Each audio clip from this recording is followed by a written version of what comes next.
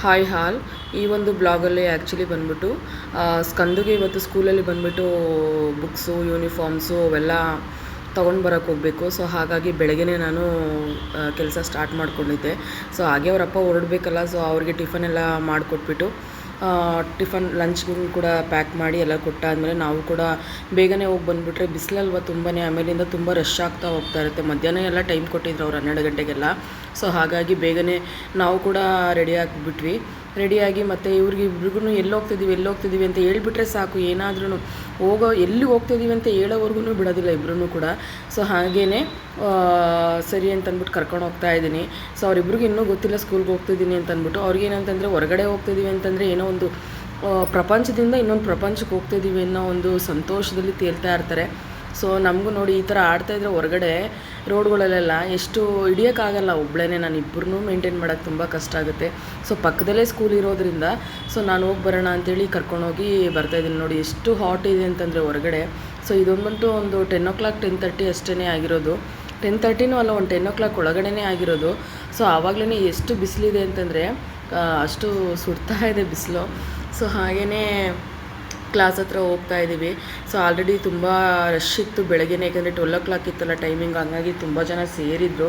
Okay ಅಂತಂದ್ಬಿಟ್ಟು first ಹೋಗಿ ಅವ್ನ ಫ್ರೆಂಡ್ಸ್ ಎಲ್ಲ ಹಂಗೆ ಆಟ ಆಡ್ಕೊತಾ ಇದ್ದಾರೆ, ನೋಡ್ತಾ ಇದ್ರು ಇವರಿಬ್ರೂ. ಸೊ ನಾವೇ ಫಸ್ಟು ಮಾರ್ಕ್ಸ್ ಕಾರ್ಡ್ ಎಲ್ಲ ಕಲೆಕ್ಟ್ ಮಾಡ್ಕೊಳ್ಳಿ ಅಂತ ಹೇಳಿದ್ರು ನಮ್ಗೆ ಫಸ್ಟ್ ಮಾಡೋಕ್ಕೂ ಮುಂಚೆ. ಹೋಗಿ ನಾವಲ್ಲಿ ಅವ್ರ ಕ್ಲಾಸ್ ಟೀಚರ್ ಹತ್ರ ಹೋಗಿ ಮಾರ್ಕ್ಸ್ ಕಾರ್ಡು ಮತ್ತು ಅವನದು ಹೇಗೆ ಬಿಹೇವಿಯರ್ ಇರುತ್ತೆ ವರ್ಷ ಪೂರ ಅನ್ನೋದನ್ನೆಲ್ಲ ಅವರು ನಮಗೆ ಹೇಳ್ತಾರೆ.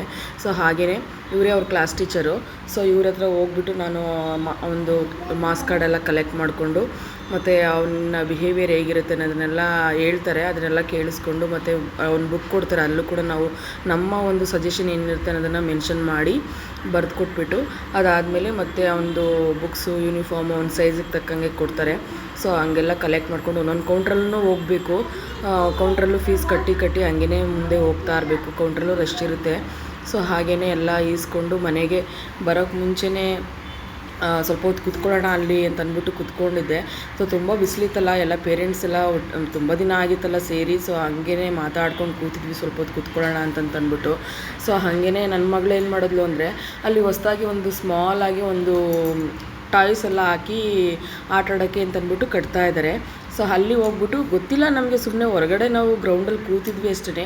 ಅಲ್ಲಿ ಕಂಡಿಡಿದ್ಬಿಟ್ಟಿದ್ದಾಳೆ, ಓಡೋಗ್ಬಿಟ್ಲು ಒಬ್ಬಳೇ. ಯಾಕೆಂದರೆ ಯಾರೂ ಹೋಗಿಲ್ಲ ಅಷ್ಟು ಮಕ್ಕಳಲ್ಲಿ, ಇವಳೇ ಹೋಗ್ಬಿಟ್ಲು. ಹಂಗೂ ಟೀಚರ್ಸ್ ಎಲ್ಲ ನೋಡ್ತಾಯಿದ್ರು. ಸರಿ ಏನಿದೆ ತಡೆಯಲ್ಲಿ ನೋಡೋಣ ಅಂತಂದ್ಬಿಟ್ಟು ನಾವು ಹೋದರೆ ಅಲ್ಲಿ ಪಾಪ ಮಕ್ಕಳಿಗೆ ಅಂತಂದ್ಬಿಟ್ಟು ಈ ಥರ ಎಲ್ಲ ಟಾಯ್ಸ್ಗಳ್ದೆಲ್ಲ ಜಾಯಿಂಟ್ ವಿಲ್ ಇರ್ಬೋದು, ಜಾರೋ ಬಂಡೆ ಅವೆಲ್ಲನೂ ಹಾಕಿದ್ರು. ಸ್ವಲ್ಪ ಅಷ್ಟೇ, ತುಂಬ ಚಿಕ್ಕ ಗ್ರೌಂಡ್ ಅಷ್ಟೇ, ಹಂಗೆ ಹಾಕಿ ಮಾಡಿದರು.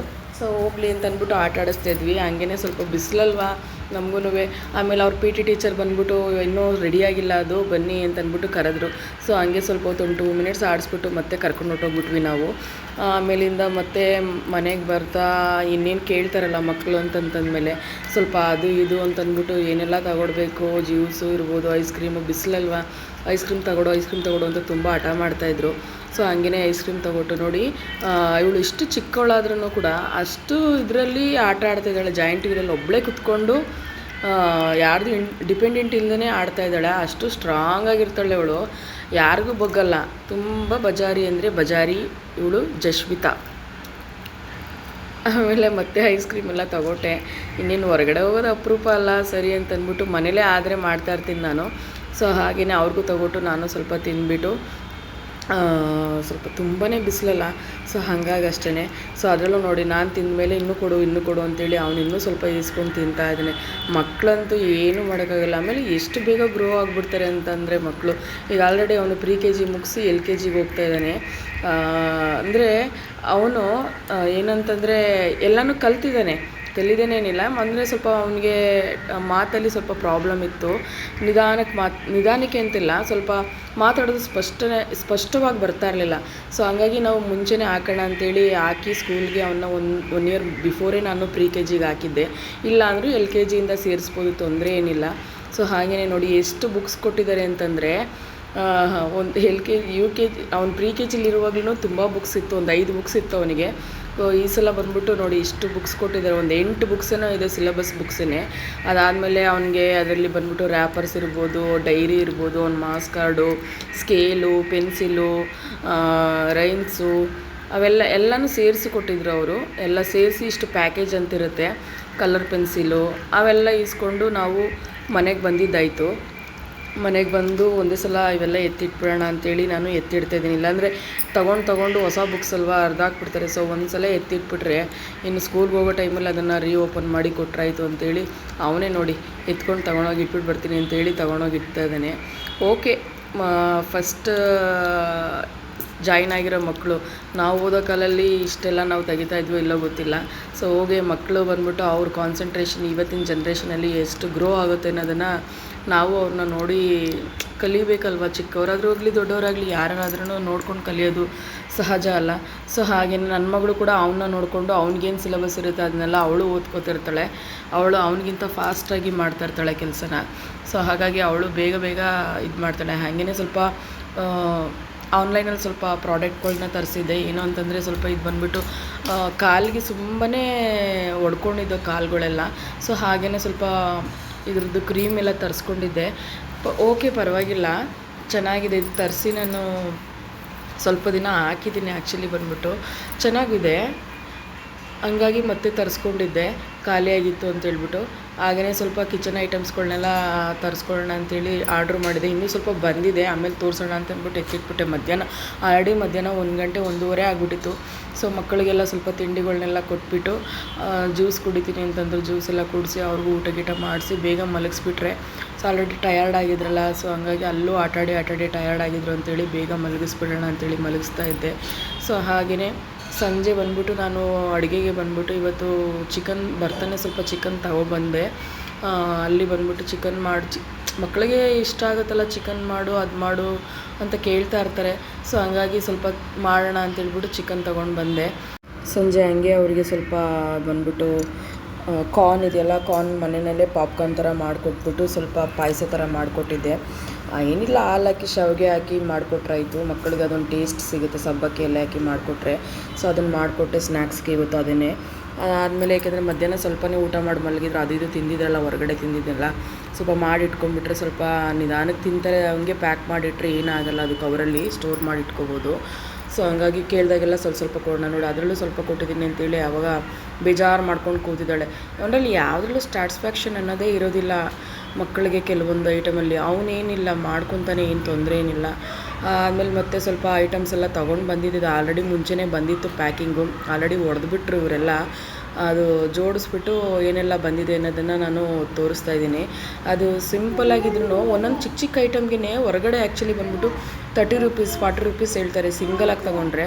ಸೊ ಆನ್ಲೈನಲ್ಲಿ ನಾವು ಪರ್ಚೇಸ್ ಮಾಡೋದ್ರಿಂದ ಕಡಿಮೆಗೆ ನಮಗೆ ವರ್ತಾಗಿ ಸಿಗುತ್ತೆ. ವಿತಿನ್ ಒಂದು 200-250 ರೂಪೀಸ್ಗೆಲ್ಲ ಈ ಐಟಮ್ಗಳು ಸಿಗುತ್ತೆ.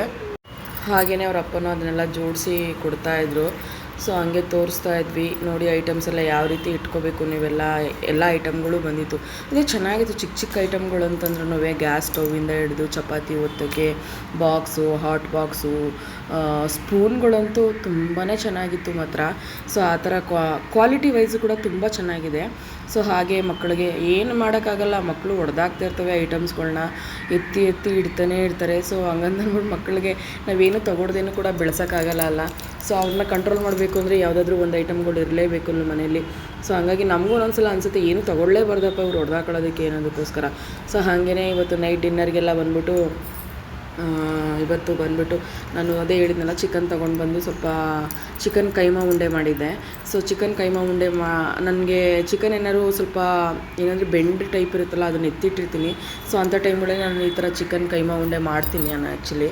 ಹಂಗೆ ವೈಟ್ ಕುಷ್ಕ ಮಾಡಿಬಿಟ್ಟು ಸಿಂಪಲ್ಲಾಗಿ ಇವತ್ತು ಡಿನ್ನರ್ನ ಮುಗಿಸೋಣ ಅಂಥೇಳಿ ಮಕ್ಳಿಗೂ ಕೊಟ್ಟು ಅವರಪ್ಪ ಬರೋವ್ರಿಗೂ ಕಾಯ್ತಾಯಿದ್ರು ಬೇಡ ಅಂತಂದ್ಬಿಟ್ಟು. ಹಂಗೆ ಹಿಂಗೆ ಆಡ್ಕೊಂಡು ತಿಂತಿದ್ರಲ್ಲ, ಹಂಗಾಗಿ ಅವರಪ್ಪ ಬಂದಮೇಲೆ ನಾನು ಊಟ ಮಾಡಿಸ್ದೆ. ಇವತ್ತು ಸ್ವಲ್ಪ ಲೇಟ್ ಆದರೂ ಪರವಾಗಿಲ್ಲ ಅಂತೇಳಿ ಊಟ ಮಾಡಿದ್ರು ಇಬ್ರೂ. ಏನಂದರೆ ಅವ್ರ ಅಪ್ಪ ಬರೋಕ್ಕೂ ಮುಂಚೆ ಊಟ ಮಾಡಿಸ್ಬಿಟ್ರೆ ನಾನಿದ್ದರೆ ಸ್ವಲ್ಪ ಎದ್ರುಕೊಂಡಾದ್ರೂ ಬೇಗ ತಿಂದ್ಬಿಡ್ತಾರೆ.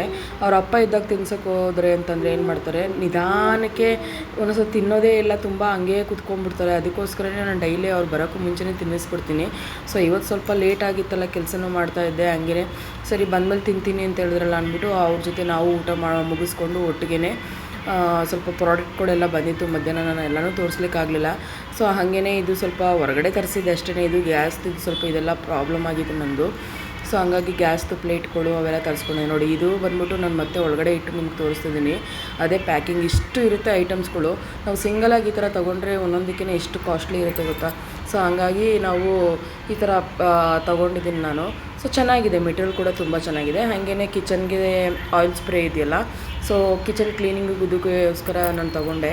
ಸ್ವಲ್ಪ ಅಲ್ಲಲ್ಲಿ ಆಯಿಲೆಲ್ಲ ಹಂಗೆ ಯಾವಾಗಲೂ ಉಜ್ಜಿ ಕೈಯಲ್ಲೇ ಉಜ್ತಾ ಇರ್ತೀನಿ ನಾನು. ಸೊ ಎಲ್ಲರೂ ಹೇಳ್ತಾ ಇರ್ತಾರಲ್ಲ ಪ್ರಾಡಕ್ಟು, ಸರಿ ನೋಡೋಣ ಅಂತಂದ್ಬಿಟ್ಟು ಒಂದು ಸಲ ತೊಗೊಳ್ಳೋಣ ಅಂತೇಳಿ ತೊಗೊಂಡಿದ್ದೀನಿ. ಟ್ರೈ ಮಾಡಬೇಕು ಯಾವ ರೀತಿ ಬರುತ್ತೆ ಅನ್ನೋದನ್ನು ನೋಡಿದ್ಮೇಲೆ ಗೊತ್ತಾಗುತ್ತೆ.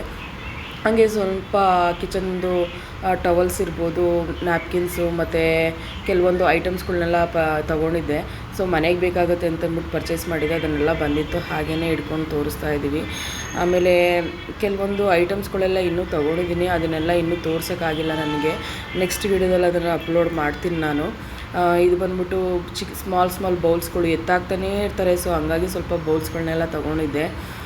ಇದು ಕೂಡ ಚೆನ್ನಾಗಿದೆ, ಕ್ವಾಲಿಟಿ ವೈಸ್ ಕೂಡ ತುಂಬ ಚೆನ್ನಾಗಿದೆ, ತಿನ್ಬೋದು. ಅಂದರೆ ತುಂಬ ಬಿಸಿಯೆಲ್ಲ ಹಾಕಿ ಅದರಲ್ಲೆಲ್ಲ ಇದು ಮಾಡಬಾರ್ದು. ಏನೇ ಇದ್ರೂ ತಣ್ಣಗಿರೋಂಥ ಐಟಮ್ಸ್ಗಳ್ನ ಕೊಟ್ಟು ಮಕ್ಕಳಿಗೆ ತಿನ್ನಿಸ್ಬೋದು, ಏನಿಲ್ಲ. ಅದಕ್ಕೆ ವಿತ್ ಸ್ಪೂನ್ ಕೂಡ ಆ್ಯಡೆಡ್ ಆಗಿ ಬಂದಿದೆ. ಎಲ್ಲನೂ ಕೂಡ ಒಂದು 200 ರುಪೀಸ್ 150 ರುಪೀಸ್ ಒಳಗಡೆ ಇರೋವಂಥ ಐಟಮ್ಗಳೇ, ಜಾಸ್ತಿ ಕಾಸ್ಟ್ಲಿನೂ ಏನಿರೋದಿಲ್ಲ. ಅದರಲ್ಲೂ ಆ್ಯಕ್ಚುಲಿ ಮೀಶೋದಲ್ಲಿ ಬರೋವಂಥ ಪ್ರಾಡಕ್ಟ್ಗಳೆಲ್ಲ ಕ್ವಾಲಿಟಿನೂ ಸ್ವಲ್ಪ ಚೆನ್ನಾಗಿರುತ್ತೆ. ನಾವು ನೋಡಿ ತೊಗೋಬೇಕಷ್ಟೇ, ಯಾವುದೇ ತೊಗೋಬೇಕು ಅಂತಂದ್ರೂ. ಓಕೆ ಫ್ರೆಂಡ್ಸ್, ಇವತ್ತಿನ ಬ್ಲಾಗ್ ಇಷ್ಟ ಆಗಿದ್ದರೆ ಲೈಕ್ ಮಾಡಿ ಆ್ಯಂಡ್ ಶೇರ್ ಮಾಡಿ. ನೆಕ್ಸ್ಟ್ ವೀಡಿಯೋದಲ್ಲಿ ಸಿಗ್ತೀನಿ. ಬಾಯ್.